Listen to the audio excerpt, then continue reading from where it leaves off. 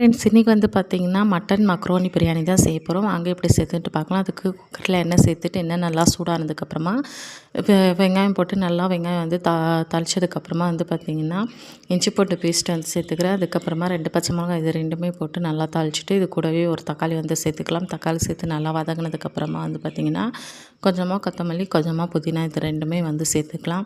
சேர்த்துட்டு அதுக்கப்புறமா வந்து பார்த்திங்கன்னா காரத்துக்கு ஏற்றாற்போல் மிளகாய்த்தூள் கொஞ்சமாக மஞ்சள் தூள் இது ரெண்டுமே சேர்த்து நல்லா மிக்ஸ் பண்ணி விடுங்க. ரெண்டுமே பச்சை ஸ்மெல் போனதுக்கப்புறமா இதில் வந்து ஒரு ஒரு 1.5 ஸ்பூன் போல் வந்து நான் தயிர் வந்து சேர்த்துக்கிறேன். தயிர் சேர்த்துட்டு அதுக்கப்புறமா மட்டன் வந்து சேர்த்துக்கலாம்.